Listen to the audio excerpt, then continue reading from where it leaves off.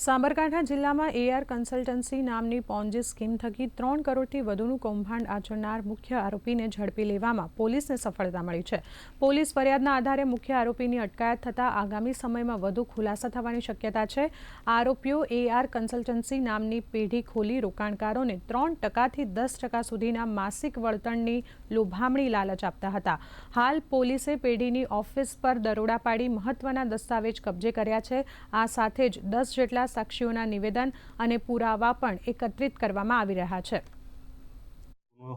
10મા મહિનામાં 2025માં દાખલ થયેલો જે તપાસના કામે 2 આરોપીના અગાઉ અટક કરવામાં આવેલા અને આજ રોજ મુખ્ય આરોપી છે અજયસિંહ એને ગુનાના કામે અટક કરવામાં આવેલ છે। અગાઉ 2 આરોપીને અટક કરવામાં આવેલા મેં આપને જણાવ્યું છે અને ફરિયાદીએ આપેલી છે એ ફરિયાદના કામે અન્ય સાહેદો પણ આમાં સામેલ છે અને બધાની ભેગી રકમ 3 કરોડ 40 લાખથી વધુ થાય છે।